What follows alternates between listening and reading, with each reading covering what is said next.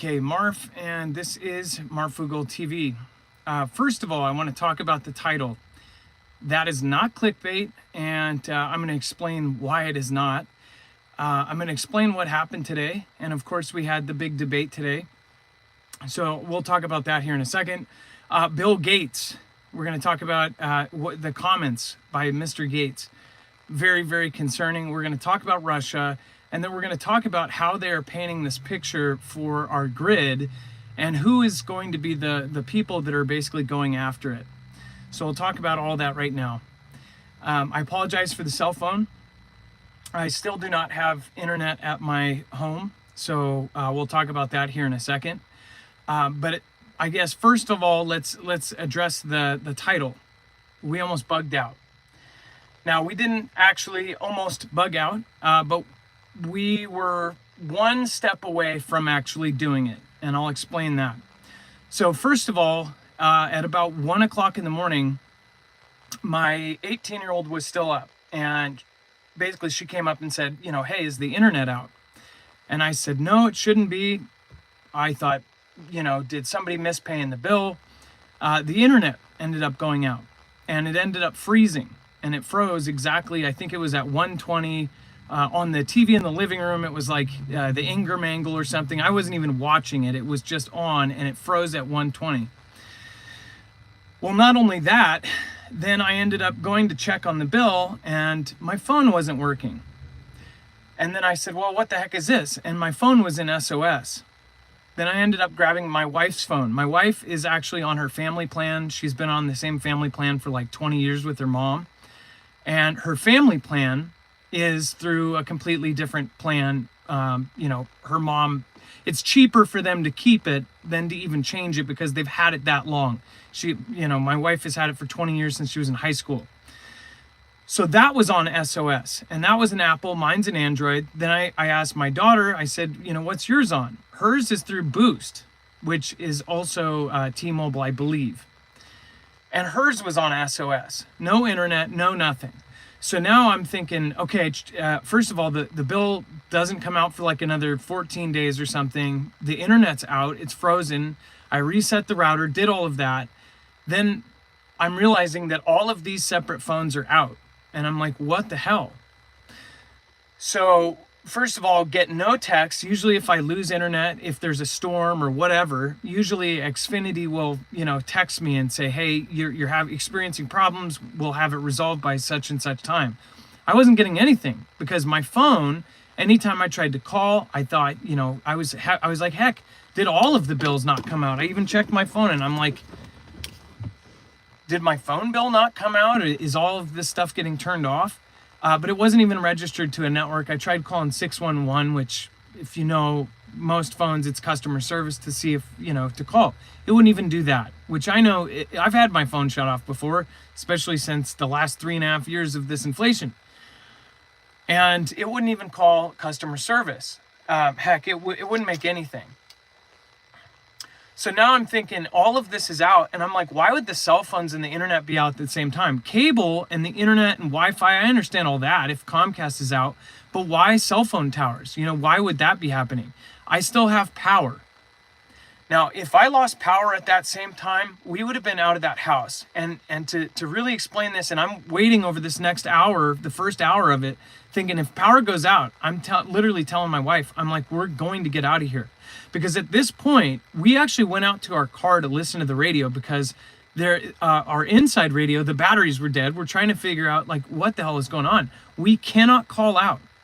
We cannot call anybody to see like, hey, is your stuff out or is this, out?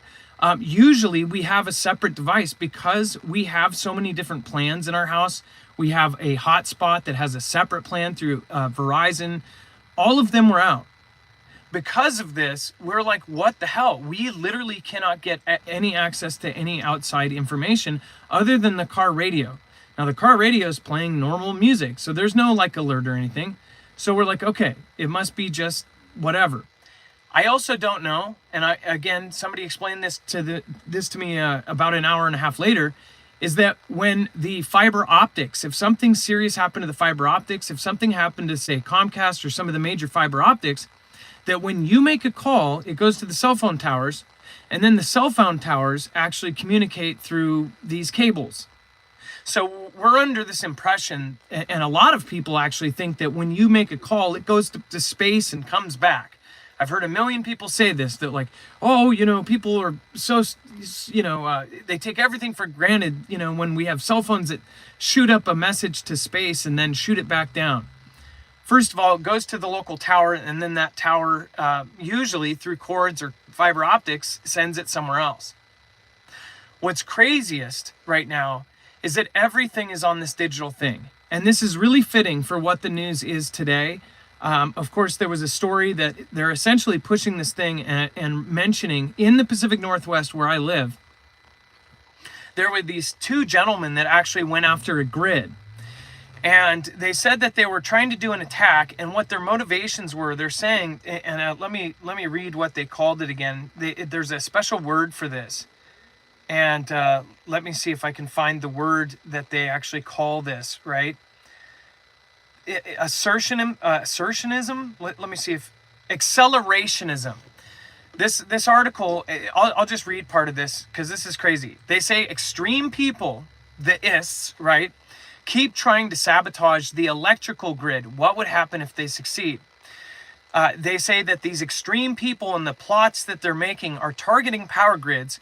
And they say that political, so the people that they've already told you are the enemy, first of all, they've already associated one of the two candidates right now with a group of people that are totally off the chain crazy, right? And they've actually associated with people that are the R word, right? That you don't like certain people. In fact, the R words don't like a lot of different people unless they're the same people, right? So they've already associated basically half of the population, if you look at the last, 2020, and they're basically associating them with the R word. They're saying that this is political, right? Extreme people have repeatedly attempted attacks on electrical infrastructure and substations in the hopes of creating chaos and civil conflict, but their plots have so far failed. Again, these articles that point these things out, this to me is just so fishy. They say recent arrests in July, so this is just a couple months ago, 2 former Marines involved in a neo-Nazi, these guys, were involved in a community, were sentenced for plotting an attack on the Pacific Northwest Power Substation. Another plot in Baltimore, foiled the year prior, aimed at disrupting power in the majority city. Now, they talk about accelerationism. These plots are motivated by the belief in accelerationism, the idea that creating unrest will spark a larger societal conflict. However, experts argue that these attacks would likely result in unnecessary perishings and financial damage without triggering widespread violence. Now, I partially agree with that, but I'm also looking at, why are they actually saying this? Why are they saying that this would... They're basically putting it to where we understand the minds of these people that are trying to go after our grids as these crazy people that are just trying to start something, that are trying to start a civil conflict. Well, first of all, you don't need any of these guys. You don't need guys walking down the street in groups of 160 wearing khakis and blue shirts, saying WWW power for this to happen. We've seen in the UK, we've seen it in almost every country. We've practically seen it here, and they don't need any of that. They don't need to lose power for that. They just, really, people are reacting to what's going on right now for unrest. But they say what they think is going to happen is if there's a crisis, it will provide cover for people hurting each other, but it will also force normal people to engage in violent acts. And that's not what will happen. And this was Molly Conger, researcher, right? This is a researcher. When they say researcher, you got to respect that. They say supply chains are inelastic. There is no warehouse full of extra transformers. These things are made to order. They take a year to make, Molly Conger. So Molly Conger is right on that. Completely agree on that. The transformers that they would need if they knock down our power grid, and by they, we don't know who they is. But my opinion is that it's not going to be this group that they're saying, and it's not going to be a couple guys from backwater, the backwoods. I think that it will be somebody from a different country, and it will be a something targeted. But she is right. essentially saying that the transformers, they're as big as a house, they are made to order, they are custom for whatever spot that they're in, and they can take anywhere from 2 years, anywhere from 9 months to 2 years to get here. And get here, including manufacturing, all of that. And that is assuming that our supply chain is good. We've already had supply chain issues, and that was during CV. That was during when, they said we had all of these issues with cargo ships, all of that. So if we do lose our power grid for any reason, and they seem to be setting up some sort of event with the power grid already, they are putting it in the back of our heads. We're already hearing from many people in our community that there's military in multiple cities. We're also hearing right here, right now, there are people from other countries that are allegedly, supposedly not, or they are taking over places. But again, more evidence, at least more evidence that I've seen, shows that this is most likely happening, right? Of course, now they're going to argue, well, such and such person who lives there, he has stated there's no evidence of this happening. Earlier today in the debate, which again, we weren't going to go at the same time as the debate. That's actually, it went on right as our show would be on. So we weren't going to do a show until later anyways, even if I didn't lose internet. But when the debate happened, they talked about our former president mentioned that these people came in and that they might or might not be, eating certain animals, right? Well, first of all, they clap back every bit of that debate. The people that are, the hosts, they are basically pre-scripted. They're helping one side. It's pretty clear. They're kind of pushing down one side while kind of trying to pretend to push down the other side while almost feeding the other side the answer at the same time. But they say, well, just to say, they're live fact checking. I'm assuming that's what they're calling it. But they're saying the manager was spoke to of the building where they, talked about this. And they said that there's no evidence that any pets were harmed in the making of this, cover up, whatever. I don't know what they said. And I'm thinking there's not just one report of this. Just because one manager, and they're talking about manager of a complex, saying there's no evidence of that, whatever else. Well, did they talk to the owner of the actual animal? No. They're not having, we have confirmed that with 5 different sources. They're just saying this one guy says, well, there's not really evidence. And it seems like that has been a pattern this last 3 or 4 weeks, that it's been really big about these kind of takeover things that are happening or not happening or alleged. The mayor coming out saying they're happening, they're not happening, they are happening, they might be happening. It's really stupid. Meanwhile, all of us are going, okay, we don't know what to believe. They're saying it is happening, but it's not. On a major debate, they're saying none of this is happening, almost like it's set up so that it's mentioned, but then they can prove that it's not by the fact, the facts are here and this and that. Meanwhile, if you saw that debate, you'll also notice that Mrs. Mamala was perfectly spoken. And it's almost like they purposely had her almost, purposely not sound articulate. And then the second she comes out, it's like a tiger, this whole thing. And even people that I know, one of my aunts said, I'm surprised at how articulate she is compared to all of the previous clips. She's extremely articulate in this clip. And I said, I bet she has been the whole time. She wouldn't be VP. She wouldn't have got to that position, even if she came from whatever beginnings. She wouldn't be there unless she was well-spoken and articulate and smart. That they're also hiding the fact that these are politicians at the very top level. So these people are extremely deceptive. All politics is. You can say that about both sides. You can say that about T-Man. You can say it about everybody. Their jobs are the most deceptive jobs on earth. And this whole thing, this argument over this, it's crazy, because right now we're talking about people from other countries, the same countries that are teamed up with adversaries, that there are comments talking about World War III right now. And it's been said for the last 3 years that it looks like people are coming in and that they're going to start causing problems inside of our cities. And it's not just to cause problems because they're here now and it's one crime moving to our country. It's organized. It's something that looks like it is very terrifyingly, organized. So with that being said, look at the comments that are coming out at the same time. You, of course, have, we'll go over Russia here in a second. Mr. Gates says that the world is facing two options: a major war or another event like what happened in 2019, in less than 30 years. Now, do I think it's going to be 30 years? I think that they always put some huge date on it, and when it happens right away, then they go, well, I told you guys, we called it. Gates on global challenges says that the world faces two potential major crises in the next 25 years. Another event like what we had in 2019 or a global war. He expressed concern about the ongoing global unrest that could spark a major conflict.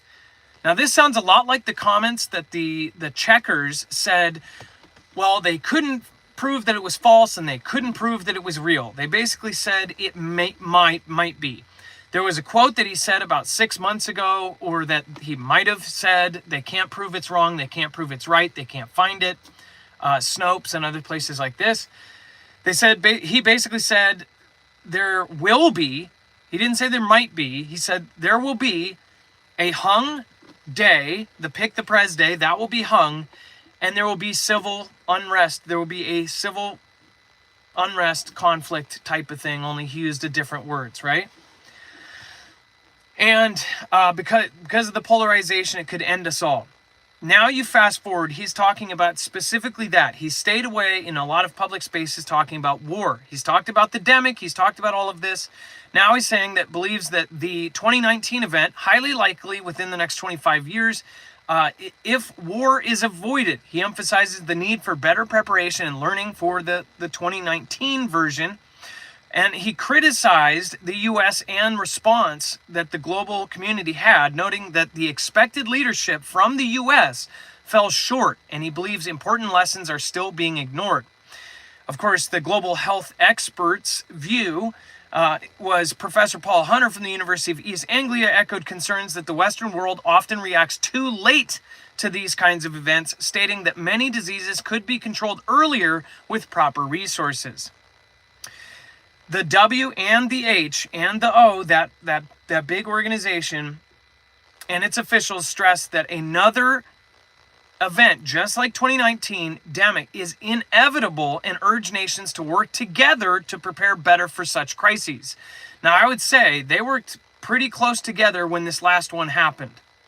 Just to let you know, it was pretty insane that they had, almost every country besides 5 or 6 got on the same page in a very, very quick time frame on the whole thing. But they're saying they need better things, and they also need to set this up to where it is done first. Geopolitical tensions. Gates shares that concerns similar to J.P. Morgan Chase CEO Jamie Dimon, who highlighted the geopolitical threat posed by conflicts like Russia's of Ukraine, which could escalate global tensions and global impact international relations. So Gates is saying war or 2019 over again, and he is the same gentleman that was a part of those tabletops that have already happened. And then a couple of the quotes: a lot of unrest in the world at the moment, which could spark a new major war. Then, yes, there will be another demic, most likely in the next 25 years.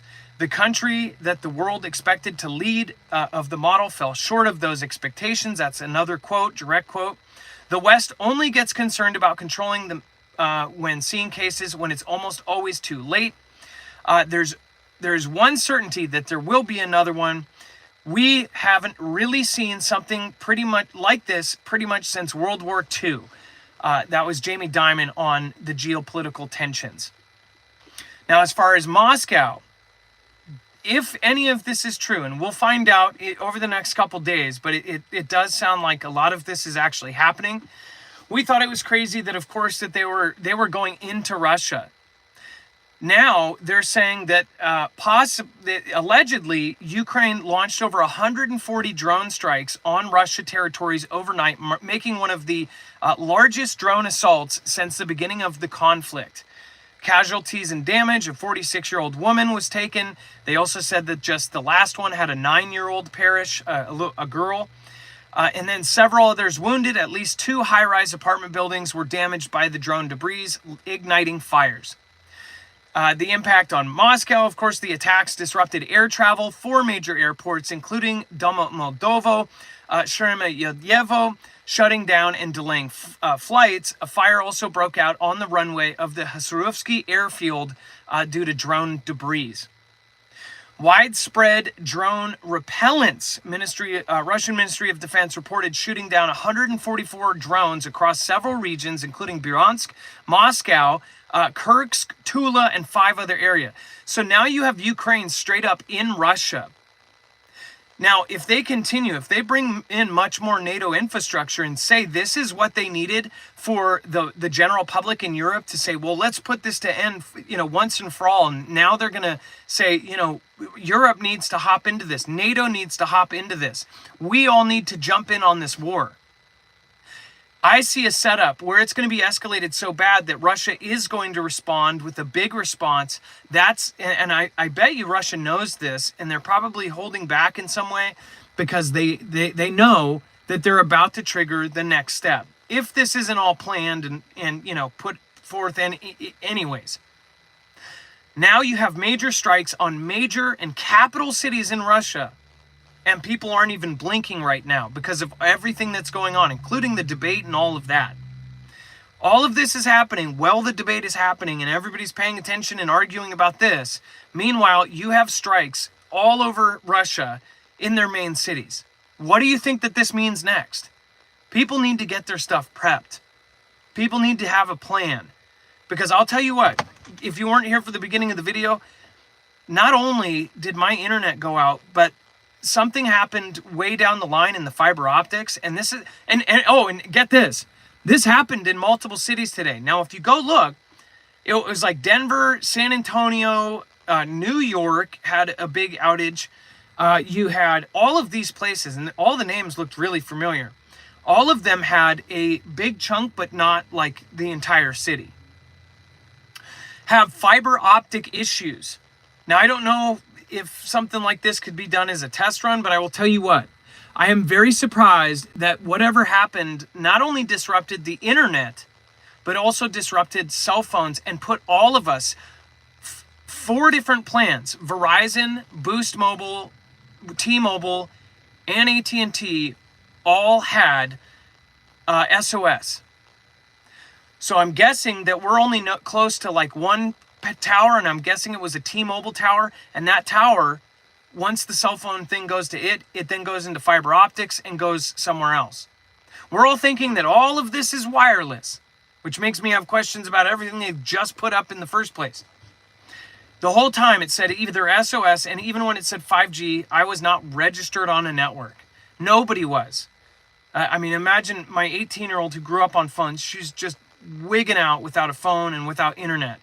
So again, I am blown away that if something like that happens on a local level like that, I cannot believe that now, since we didn't have a landline. Again, we have, and our landline is through the cable, which we're stupid. Like, I never had a landline at this current place I live, but we always had a landline. And I said, no, we don't need it. It's an extra charge we don't need. Landlines, you should keep it if you have it. I'm sure that maybe it will go out too. It's probably going through fiber optics as well. But what I think is crazy is they switched all of this stuff off of digital. And when all of this goes down, we are not going to be able to find out anything. And say if the real big event happens, the cell phone, everything's out, nobody will know if it's actually a big disaster or if it's just a regional thing. And events like this make me think, like, since we already went through this, the next time it happens, I might think, oh, maybe just fiber optics went out. But in reality, next time this happens, what if it's all of the communications across the country? I won't know this. It's been almost 24 hours since the internet went out, and it's still out. And the cell phones came back on about 6 o'clock at night. So I don't know how they fixed the cell phones without the internet. But again, that's shocking to me. Everything is digital. And from our perspective, we couldn't find out anything. Normally, you can grab somebody else. You can maybe ask your neighbor, hey, can you look up on your phone when this thing's going to go? You can ask a neighbor. All the neighbors said the same thing. We don't know. Our phones are gone. Nobody's phone's working. We're so dependent on cell phones. It's absolutely insane. Nobody has a landline, and even if you do have a landline, it's probably through your cable, or even if it's through the damn wall, that's going into a box that's most likely going into a digital thing. Hackers can literally take down every bit of our communications, and if they knock out the power, they take down all of that as well. So if we lost power alongside this, if in the next hour, if any time, I know that if the cell phones don't work, and that the internet's out, if all of that goes out in different times, like we lose internet and cell phone first, and then we lose power, they're guaranteed. I'm going to start driving I'm going to drive outside of my neighborhood. I'm going to see what the hell's going on. Because at that point, we're grabbing our go bags. They're talking about these extreme people taking our grids. And of course, with this whole thing that just went down in Russia, I think people really, really need to realize what the hell can possibly happen in just the next 2 months. As far as the debate, everybody has their own opinions about it. Everybody is going to have strong opinions about who they like. They might hate the former president, or they might hate the VP. Whoever you dislike or hate, or you don't like either one of them, I will tell you this right now, that it really seems like some things are really being set up right now in the comments that are being said, the things that are being put on our back burner in the back of our head. It is extremely, extremely alarming. So I hope that people have a basic plan. I hope you share this out with your friends and family.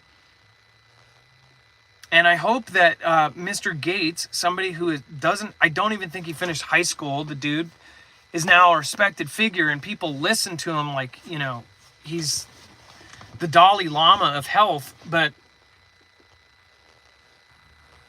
as far as what's going on right now in the different places,